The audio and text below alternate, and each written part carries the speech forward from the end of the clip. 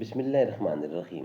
ناظرین، دوسری قسط ہے، ویلاگ نمبر ہے 135 اور پیج ہے 384 اور ہیڈنگ ہے مدینے کو واپسی اور محبت و جہاں سپاری کے نادر واقعات۔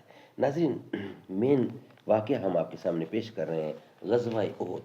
ناظرین، غزوہ احد انتقامی جنگ کے لیے قریش کی تیاریاں، یہ شاید سرخی کے ساتھ پورا ٹاپک آپ کے سامنے ہم رکھیں گے۔ اس کتاب کے رائٹر ہیں مولانا صفی الرحمان مبارک پوری، اور اس کتاب کا جو مین ٹائٹل ہے وہ ہے الرحیق المختوم، سیرت النبی پر دنیا بھر میں اول انعام یافتہ یہ کتاب ہے، جس سے ہم آپ کے سامنے یہ واقعہ رکھ رہے ہیں۔ غزوہ احد۔ اپنے دل بر کو، اپنے دلدار کو دل بر کو عمر کہتے ہیں، ہم چمکتے ہوئے اختر کو عمر کہتے ہیں، خلد کی راہ کے رہبر کو عمر کہتے ہیں، عدل و انصاف کے پیکر کو عمر کہتے ہیں۔ مدینہ کو واپسی اور محبت و جہاں سپاری کے نادر واقعات، یہ ناظرین ہم آپ کے سامنے رکھ رہے ہیں۔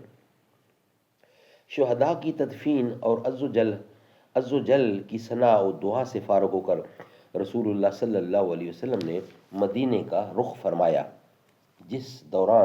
جس طرح دوران کارزار اہل ایمان صحابہ سے محبت و جان سپاری کے نادر واقعات کا ظہور ہوا تھا، اسی طرح اثناء رہ میں اہل ایمان صحابیات سے صدق و جان سپاری کے عجیب واقعات ظہور میں آئے، جو ہم آپ کے سامنے انشاءاللہ رکھیں گے۔ چنانچہ راستے میں حضرت صلی اللہ علیہ وسلم کی ملاقات حضرت حمنہ بنت حبش سے ہوئی، انہیں ان کے بھائی عبداللہ بن حبش، یہ صحیح نام ہے حمنہ بنت جہش، اور ان کے بھائی عبداللہ بن جہش کی شہادت کی خبر دی گئی۔ انہوں نے انا للہ و انا الیہ راجعون پڑھی اور دعائے مغفرت کی، پھر ان کے ماموں حضرت حمزہ بن عبد المطلب کی شہادت کی خبر دی گئی، انہوں نے پھر انا للہ پڑھی اور دعائے مغفرت کی۔ اس کے بعد ان کے شوہر حضرت مصعب بن عمیر کی شہادت کی خبر دی گئی تو تڑپ کر چیخ اٹھیں اور دھاڑے مار مار کر رونے لگیں۔ رسول اللہ نے فرمایا، عورت کا شوہر اس کے یہاں ایک خصوصی درجہ رکھتا ہے۔ اس طرح آپ کا گزر بنو دینار کی خاتون کے پاس سے ہوا، جس کے شوہر، بھائی اور والد تینوں خلعت شہادت سے سرفراز ہو چکے تھے۔ جب انہیں ان لوگوں کی شہادت کی خبر دی گئی تو کہنے لگیں کہ رسول اللہ صلی اللہ علیہ وسلم کا کیا ہوا؟ لوگوں نے کہا، فلاں حضور بخیر ہیں اور الحمدللہ جیسے تم چاہتی ہو ویسے ہی ہیں۔ خاتون نے کہا، ذرا مجھے دکھلا دو، میں بھی آپ کا وجود مبارک دیکھ لوں۔ لوگوں نے اشارے سے بتلایا۔ جب ان کی نظر آپ پر پڑی تو بے ساختہ پکار اٹھی، کلو مصیبت بعدک جلل، آپ کے بعد ہر مصیبت ہچ ہے، بیکار ہے۔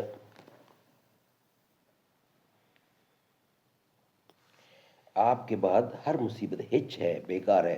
اسی اثناء میں حضرت سعد بن معاذ رضی اللہ عنہ کی والدہ آپ کے پاس دوڑتی ہوئی آئیں۔ اس وقت حضرت سعد بن معاذ رسول اللہ کی گھوڑے کی لگام تھامے ہوئے تھے۔ کہنے لگے، یا رسول اللہ، میری والدہ ہیں۔ آپ نے فرمایا، انہیں مرحبا ہو۔ اس کے بعد ان کے استقبال کے لیے رک گئے۔ جب وہ قریب آ گئیں تو آپ نے ان کے صاحبزادے عمر بن معاذ کی شہادت پر کلمات تعزیت کہتے ہوئے انہیں تسلی دی اور صبر کی تلقین فرمائی۔ کہنے لگیں، جب میں نے آپ کو بسلامت دیکھ لیا تو میرے لیے ہر مصیبت ہچ ہے، بیکار ہے۔ رسول اللہ نے شہداء اور احد کے لیے دعا فرمائی اور فرمایا، اے سعد، تم خوش ہو جاؤ اور شہداء کے گھر والوں کو خوشخبری سنا دو کہ ان کے شہداء سب کے سب ایک ساتھ جنت میں ہیں، اور اپنے گھر والوں کے بارے میں ان سب کی شفاعت قبول کر لی گئی ہے۔ کہنے لگیں، اے اللہ کے رسول، ان کی پسماندگی کے لیے بھی دعا فرما دیجئے۔ آپ نے فرمایا، اے اللہ، ان کے دلوں کا غم دور کر، ان کی مصیبت کا بدل عطا فرما، اور باقی ماندگان کی بہترین دیکھ بھال فرما۔ سبحان اللہ، سبحان اللہ۔ ناظرین، یہ ویلاگ ہمارا یہاں کمپلیٹ ہوتا ہے۔ نیکسٹ ہوگا ہیڈنگ رسول اللہ مدینے میں، وہ ہم آپ کے سامنے انشاءاللہ رکھیں گے اس کے بعد۔